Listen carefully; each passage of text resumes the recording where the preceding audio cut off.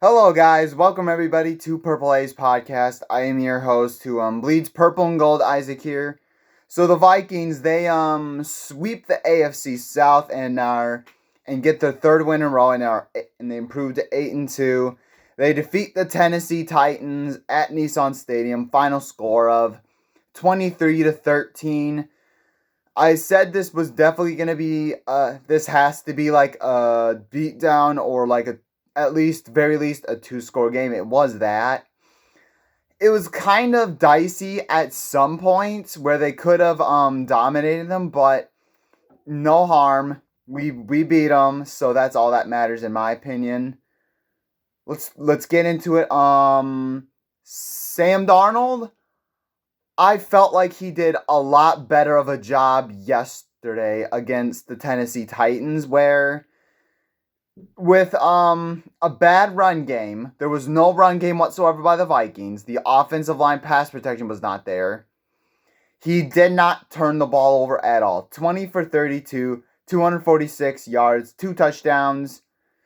He also had a rushing touchdown, which, okay, you could argue that it was a bad call by the refs, which I agree with Tennessee Titans fans there, but other than that, he played really, really well. He was definitely efficient. He didn't force the ball when he needed to. You didn't see any goofy plays by Sam Darnold, so he absolutely played well. I mean, I'm not saying he's 100% back, but I'm taking this game by game, if he'll improve here and there.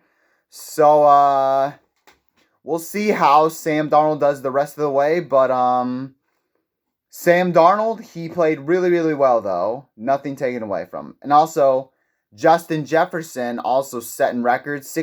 He didn't have a touchdown. He didn't have a 100-yard game. 6 catches for 81 yards. He, if I'm not mistaken, from the first 5 years, he's had the most receiving yards passing Torrey Holt, I think, or Torrey Smith. I have no idea who it is, who he passed, but Justin Jefferson, he's obviously one of the best receivers, so good for Justin Jefferson to do that. Trent Sherfield, I mean, I'm surprised by the stat sheet that he had. He only had a catch for 16 yards, a clutch play by Trent Sherfield. I mean, I feel like I want him to have more snaps over Jalen Naylor, which is obvious at this point, but Trent Sherfield, though, I feel like we have something special and we need to give him the ball more, give him more snaps. And then you got Jordan Addison, also had a very nice game. 3 catches, 61, a touchdown. That 47-yard bomb catch by Jordan Addison, really nice stuff right there. Burn his man on a post route, easy touchdown, perfectly hit in stride by Sam Darnold too as well. And then Josh Oliver also had 3 catches for 34 yards. He was solid too as well, getting all of the catches came in the clutch. The defense played really well too as well. They were dominant. Outside of that 98-yard touchdown that they gave up, I mean, which was basically where they were deep in their own territory and they were going to take a shot. It was kind of obvious that they were going to take a shot. Yet they still couldn't beat it anyways, and they still got beat anyways there. But other than that 98-yard touchdown, they were solid. And outside the cornerbacks, they were solid. And I said you needed to stop Tony Pollard and the run game, force Will Levis to throw. Only 1.7 yards per carry. The Titans only got 1.7 yards. Absolutely amazing. They got 5 sacks. I was disappointed that they had 1 turnover, but it's a turnover nonetheless, which is when the game was already over. So, I mean, I guess you could kind of count it. But, boy, oh boy, the main story, though, is the 7 front. The 7 front was the main event of yesterday. Andrew Van Ginkel, 7 tackles, 2 sacks, 3 TFLs. He was all over the place wreaking havoc on the Titans offense, bro. He was wrecking havoc out there, man. And and I still feel like he should at least be in the running for Defensive Player of the Year. I feel like that should happen, in my opinion. Maybe it's just me being biased, but I don't care. I think Andrew Van Ginkel should definitely get in the running. And the other edge rusher, Patrick Jones II, almost similar stat sheet to Andrew Van Ginkel: 4 tackles, 2 sacks, 3 TFLs. He was a force out there too as well. Both edge rushers, Andrew Van Ginkel and Patrick Jones, like, this is how competitive our edge rusher is. I'm not even gonna blame Dallas Turner or the pick thereof, but I feel like your main stars should be Andrew Van Ginkel and Patrick Jones II. Like, we got a deep edge rushing game, and I love it. And then speaking of the other edge rusher, Jonathan Grenard didn't have a ton of tackles, didn't have a ton of stats, but he read the Will Levis. He also got a big stop on third down where it was an attempt for Will Levis to run the football, fake it to Tony Pollard, and keep it himself. Read it like a book. Easy for him to read. I mean, they basically didn't give up. They did not give up at all, any of them. Harrison Smith had an interception. Also going to be a Hall of Famer someday. And Blake Cashman is he doesn't have that big stat sheet, but he dominated the line of scrimmage yesterday. He is an absolute force out there, man. And I absolutely love to see that he is back and better than ever. And he did a very nice job stuffing the run. And he was an absolute force out there, man. I absolutely like. And also Ivan Pace Jr. too as well. The 7 front was absolutely elite. The edge rushers, the inside linebackers, I feel like were the main event for this defense. And also, I mean, Brian Flores too as well, you know.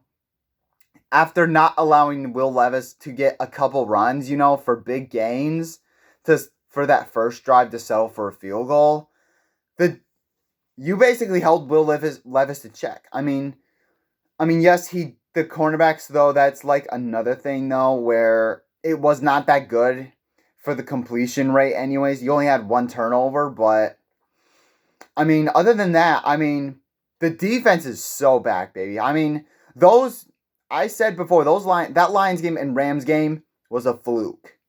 That was not what the defense is. This is the defense that we've been looking for. And also Kevin O'Connell. Also for some play calling. I mean, although I will blame him, though, for running the football in the fourth quarter, you know, just to kind of put away the game, take it out of his hands. I get that. But for the most part, he coached a really well game.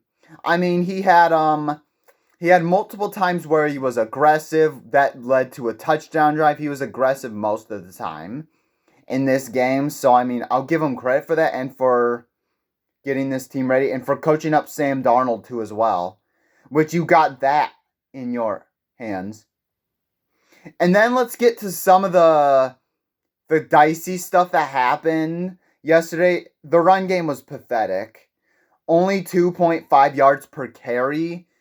And look, I admit that I said to myself, okay, they need to do run, pass, defense kind of playbook. They need to do that. And it was non-existent. The run game was non-existent. But the passing game is what carried this team yesterday. So, I mean, and they were the number 1 passing defense. So, I mean, man, awesome. So, the passing game. But the run game was putrid out there. And also Aaron Jones, also 15 for 39. I mean, he was non-existent. Well, fumbled the ball twice. First one on the very first possession, you were midfield. Aaron Jones couldn't handle a pitch. Gifted the Titans 3 points, and then later on in the game fumbled another ball. Luckily, though, he fell on it, but still, you gotta hold on to the football, dude. You gotta hold on to the football. And also, I guess you could blame Kevin O'Connell for some things, you know. Like I said, running the football in the fourth quarter where you're up 23-13. I get you're up by 2 scores, but I I would like it if you would put away the game a little bit sooner or a lot quicker than later.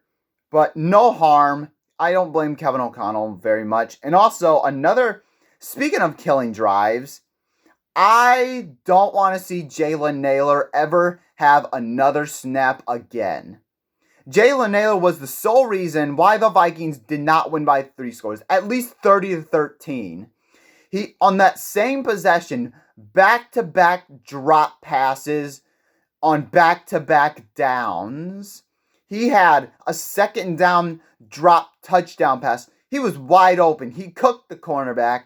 Sam Darnold could not have had a more perfect pass on him. He hit his hands, dropped it. And also he also had a third down, first down drop where he could have extended the sticks. Instead, he dropped it. Back-to-back drop passes. You killed that drive single-handedly. And that's why you could not put away the game sooner. And that's on Jalen Naylor with those butterfingers. I want Trent Sherfield. I don't care who it is. As long as this dude's not taking snaps, that is the only reason he needs to see the field is if somebody got hurt. If he's killing drives, if he's doing that, no, that is not the recipe for contenders. No, sirree. No, thank you. So I'm good with my stance on Jalen Naylor. I'm not backing out on what I said about him. But for all intents and purposes, the Vikings, they are in a good spot. They are 8-2. I mean, they're basically, they're in the playoffs. I mean, they're the 5th seed right now. I mean, they're a game behind. They're still a game behind the Lions. Of course, the Lions, they just cream pied the Jaguars, but doesn't matter. The Vikings have to control their own destiny, though. That doesn't matter if the Lions lose or not. The Vikings control their own destiny. That's all that matters. So thank you guys so much for watching. Make sure you guys hit that like button. Hit that subscribe button if you haven't already. Skol Vikings.